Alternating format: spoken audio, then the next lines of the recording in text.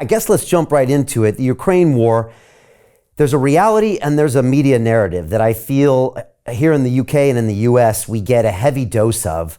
Why are those so different in your opinion? And what is really going on the ground in Ukraine versus what I just read at the Times in London or what I read in the New York Times on a regular basis?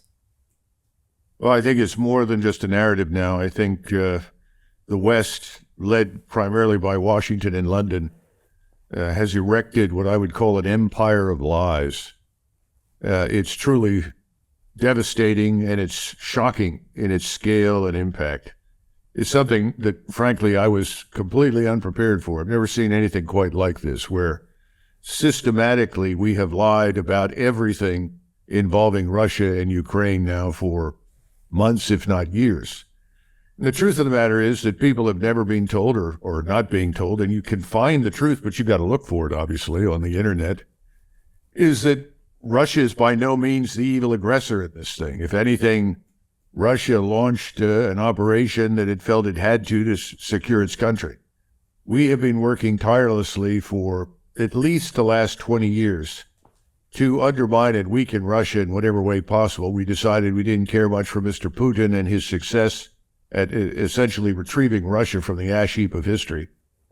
And then the Russians made it very clear that they would not accept NATO on its borders. I mean, effectively, they'd done that with Latvia and Estonia.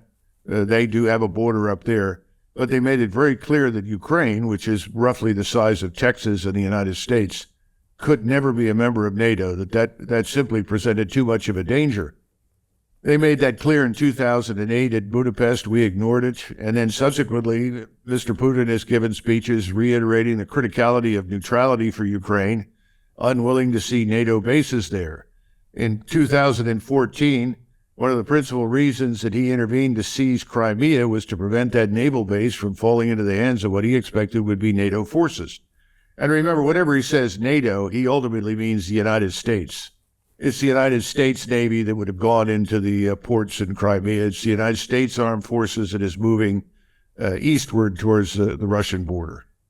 And we've chosen not to discuss that. 2014, you also had this coup that we helped to organize and implement, which put people in power that otherwise would never have gotten there. And these people were violently anti-Russian, hostile to Russian national security interests. We encouraged that. We cultivated it. We began pouring money into this thing called the Ukrainian army. Really, it's more the army than anything else. And in 2014, this fledgling Ukrainian army began immediately attacking the Russians in eastern Ukraine, in the so-called provinces or oblasts of Donetsk and Luhansk. And in the time between the first attacks by artillery in 2014 and the intervention by the Russians in February of 2022, they killed 14,000 people. And they fired thousands and thousands of rounds of artillery. In fact, in the week or two just before the Russians finally moved in, they fired over 2,000 rounds of artillery ammunition. And these were all being fired at Russian civilians. Now, notice I say Russian civilians. They were technically Ukrainian citizens. They just happened to be Russians.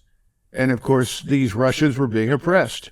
They were effectively presented with a fait accompli. Either you become Ukrainian, you stop speaking Russian, you speak Ukrainian, you write in Ukrainian, and you adopt Ukrainian identity and culture and so forth, or we're going to punish you. So Jim Rickards has just recorded a video that's not available to anyone in the public, and he's going to be talking about how this upcoming recession is going to be fast, it's going to be bloody, it's going to be nasty. But at the same time, he's going to show you how you can position yourself to profit from all of this chaos.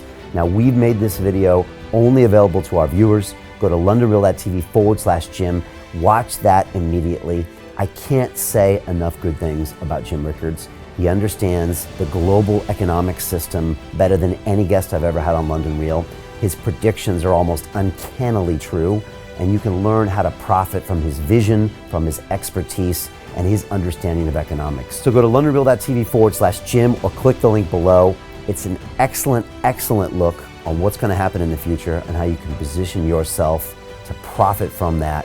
Jim is one of the best in the business, one of my favorite guests on London Real, and he's very, very good at predicting the future and showing us all to profit from it. So click the link, and I hope you enjoy. Hey, it's Brian Rose, founder of the DeFi Academy. I've told you my 4-week crypto bootcamp is amazing, but don't take my word for it. This is what my students are saying. The DeFi Academy was an amazing experience for me. It took me totally out of my comfort zone. In this course, I was challenged, I was held accountable, and pushed to do things that honestly weren't always easy. It's been phenomenal, and I can't believe we're already up on our 4 weeks. It has flown by. Going through this DeFi accelerator by far was one of the best courses I've taken. You do this course, you really get into the nitty-gritty of the activities that will make you comfortable with decentralized finance. Thank you so much to Brian and everyone at London Real and the DeFi Academy for even putting together an amazing course like this. Anybody else that wants to do it, please sign up. It is well worth the money.